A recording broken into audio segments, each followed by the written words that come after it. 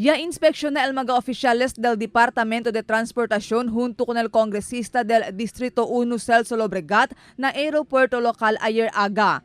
Mismo el secretario del Departamento de Transportación Arthur Tugade, el ya envía con su technical team para na inspeksyon kita komposita el Undersecretary del Aviation and Airport Attorney Roberto Lim, Engineer Edward Mangalili, Captain Manuel Antonio Tamayo, Deputy Director General del CAAP, Director de Limos of Transport Security y Arnel Borlado.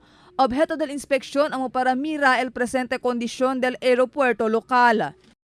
Una kami anda el runway. Na runway. El asphalt ni suyo. El asphalt overlay. So yung miragat sila, tiene scaling, y tiene yung mga, donde poco lugar, donde tiene mga agujero. So did not need to be immediately done, el asphalt overlay.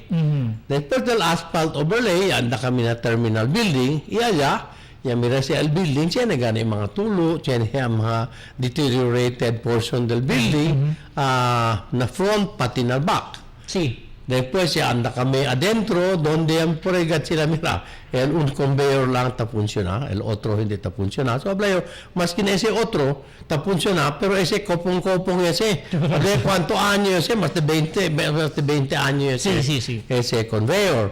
Después uno, ese el conveyor, no? Ta kita.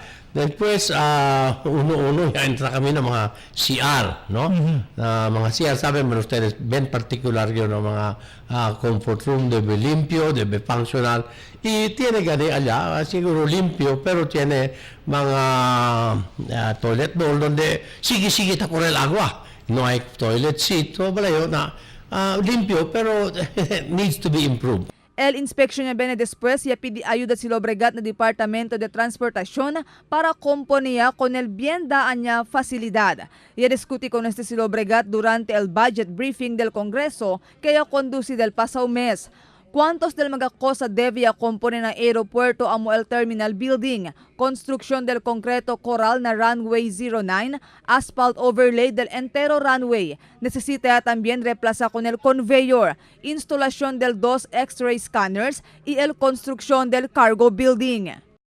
Cuando ya Vireo kinasambuanga después del budget hearing, ya llamayo con el airport manager, si Mr. Naga Rascal. Y hablayo, llaman bring out todo este na budget.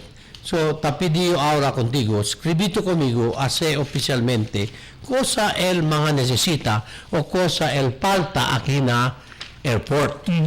So, ya escribili conmigo, y man outline le tiene carta aquí na September 14, dear Congressman Lobregat, this is a formal response to your verbal inquiry regarding the needed facilities and infrastructure projects of the Zamboanga City International Airport.